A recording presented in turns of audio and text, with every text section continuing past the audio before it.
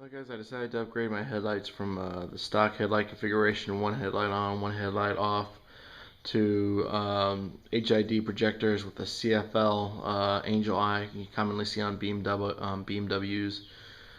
I went to x.d cycles to get this upgrade, and it takes the stock headlight assembly, which is all chrome. You got your one light on, one light off. It's going to go to this right there, which will have the two CFLs, h.i.d projectors, and they're blacked out on the inside. I bought the whole assembly, which means it comes with the whole light assembly. The h.i.d's projectors already put into it along with the CFLs. And on the back of the fixture, it already has the rubber boots that came with it and all the wiring tucked up in there, ready for me just to simply unbolt. Assembly out of the front cowl. Front fairings. First, you're going to be taking off the bolts here, and then bolts right there. These bolts look like this one right here.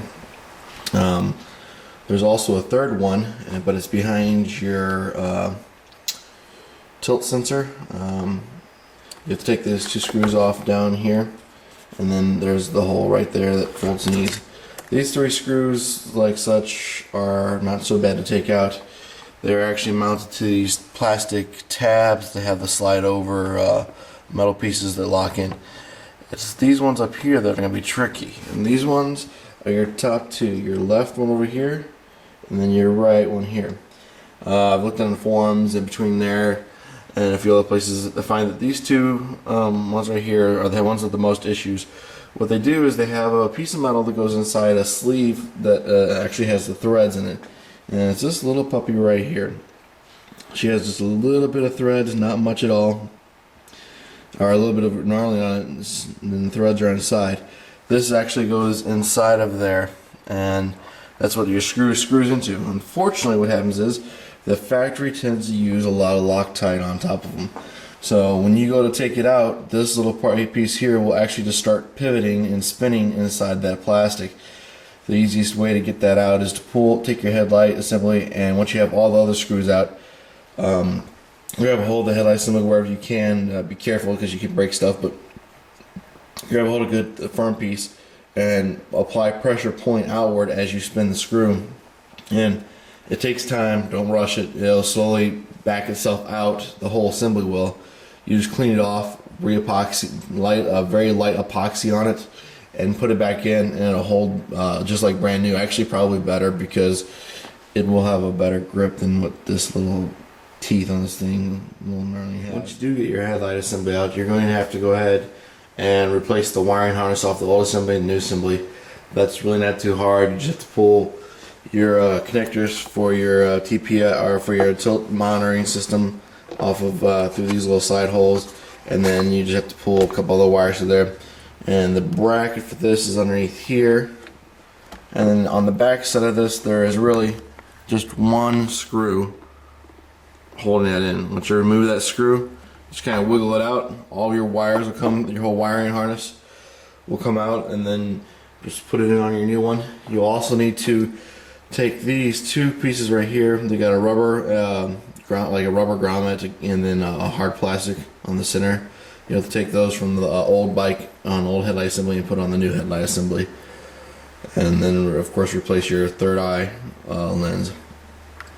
So, well, I've got the headlight assembly into the front cowl. I wanted to show you how I got the wiring and all the several boxes connected there. I took the two ballasts and I put them side by side here, and connected with a double-sided sticky tape up in here. Put it all the way in with a piece of zip tie connected to a strap in the back. And then I'd used two pieces of foam to help cushion them from vibration. So there's still an air gap on either side of this to allow for cooling. And I put the two transformers for the angel eyes, that are the compact fluorescent little angel eyes in there, down below. Used double-sided sticky tape on that. Those come up right into your harness and right to there. The only thing I did notice with the back of the rubber protections for the headlight is that sometimes if I get here at an angle, you can see this back is kind of pushing off. You have to push it down. The actual bracket for the h.i.d projection beam kind of pushes on us a little bit. So you may have to put like some double-sided tape on the bottom just to make sure it's secure and doesn't come loose, because even when I push it, it does come out. h.i.d projectors with the angel eyes on right now. This will be my daytime driving lights. I have a switch located that my little friend here will be flipping for me to bring to h.i.ds. And there's your low beam h.i.ds. And using that switch, I still can use my high beam h.i.ds by flipping the switch for high beam. There's the high beams. Bring that back down the low beam. And then there's my regular just driving at nighttime. And then when I want to do daytime driving, I flip over the little switch. And there's your angel eyes. Now, I'll come up here and I'll show you the video of where the little switch is. Back on this driver's side here, you'll notice that I have a small rubber switch on the inside here. That switch controls the h.i.ds and angel eyes. When it's forward, angel eyes are on. When it's back, your h.i.ds are on. Now when it's back, your switch here works just like it normally does, and your high beam, low beam light on this one up here comes on just like it would normally. So it looks pretty much stock, other than the fact you have that little switch. Now back here is where all the connectors are at. You have your ballast connector, your h.i.d high-low beam, your angel eye connector. You got some wires, and the ballast are all back there like showed, nicely tied up with zip ties and electrical tape. Still a flat flush appearance on this side. We have the control box. I have the stock lighting connector that connects them together, and then you got your wiring harnesses and